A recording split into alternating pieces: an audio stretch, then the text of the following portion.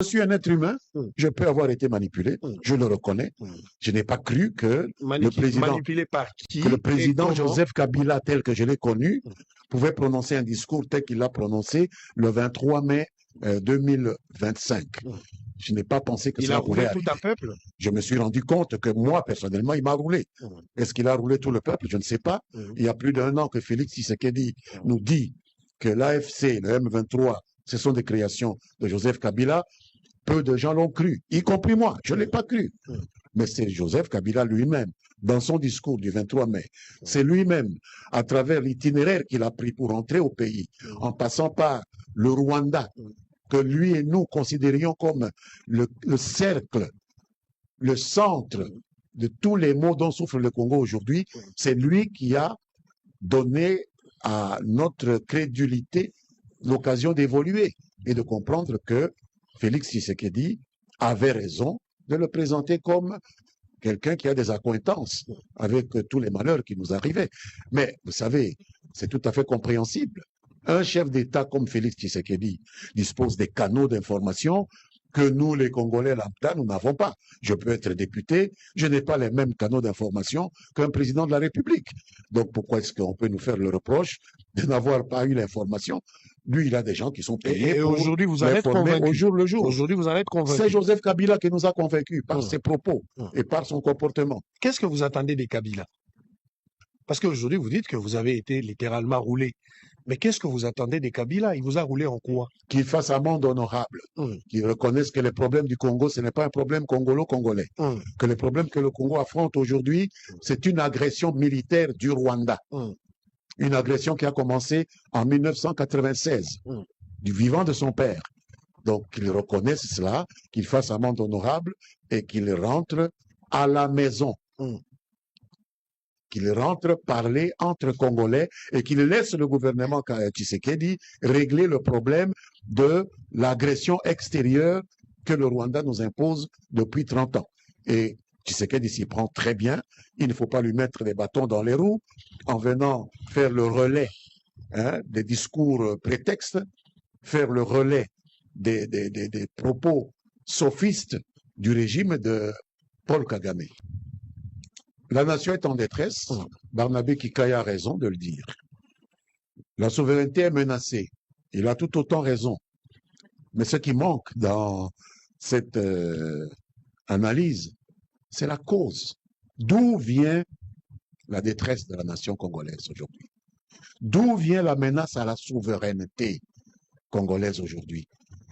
C'est d'un pays voisin qui s'appelle le Rwanda et que dans son discours, notre ancien chef de l'État donne l'impression de vouloir absoudre de sa responsabilité qui est substantielle dans ces problèmes que connaît notre pays. Et Barnabé Kikaya, dans sa mise au point, n'en parle même pas.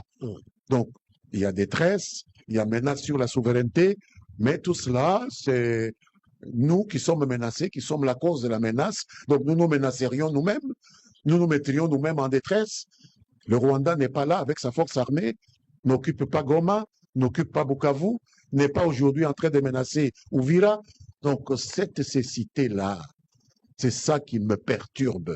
Je n'ai pas d'acrimonie particulière contre l'ancien président, mais il faut dire les choses telles qu'elles sont. C'est la vérité qui peut nous sauver. On ne peut pas servir les gens contre leur gré. Vous servez qui? Si c'est les Congolais que vous servez, les seuls Congolais qui disposent encore de leur autonomie, de pensée, d'action, ce sont les Congolais qui ne sont pas dans des territoires militairement occupés par un pays étranger. Nous aurions voulu que le président honoraire de la République, Joseph Kabila, quels que soient les problèmes qu'il oppose à son successeur, et nous comprenons qu'il y a des problèmes, parce que chacun peut concevoir ses intérêts différemment de son voisin. Donc c'est tout à fait normal. Mais appartenant à la même nation que nous, une nation qui est aujourd'hui assiégée, martyrisée, pillée chaque jour, même au moment où nous parlons, des gens meurent au nord Kivu et au sud Kivu. Nous aurions voulu qu'ils puissent considérer que ces intérêts qui ont été menacés, des intérêts particuliers, qui ont été menacées ou qui ont été, en quelque sorte, non prises en compte, puissent passer après l'intérêt national. Les intérêts nationaux sont plus importants que nos intérêts particuliers et nous n'avons pas l'impression que le président de la République honoraire tienne compte de cela. Il est lui-même, il se dit lui-même victime de certaines indélicatesses.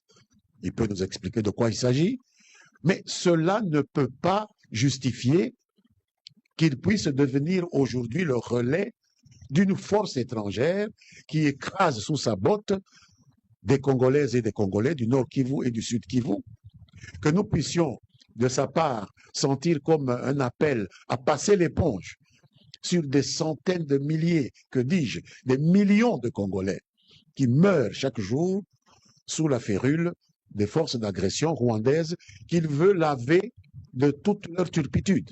Les Rwandais n'ont rien fait, selon lui. Et c'est là où le problème se pose. Vous aurez remarqué, je ne peux pas partager cette lecture, Israël, pour la simple et bonne raison qu'il s'agit d'une redondance que le président de la République honoraire, Kabila, donne au discours de Kagame. C'est pratiquement mot à mot le discours que Kagame distribue pour justifier son agression sur la République démocratique du Congo. Et entendre un ancien président de la République reprendre ces mots, les relayer, leur donner le poids de l'autorité morale importante qu'il a sur une partie de l'opinion congolaise, ça peut révolter tout patriote normalement constitué, quel que soit le respect qu'il peut avoir à l'endroit de ce président de la République honoraire. On ne peut pas prendre les propos de propagande d'un ennemi qui est sur votre territoire militairement et endosser ces propos et commencer à les diffuser auprès de votre peuple pour les anesthésier, pour leur dire d'accepter cette occupation militaire. C'est ça, en fait, ce que nous condamnons dans la démarche du président honoraire.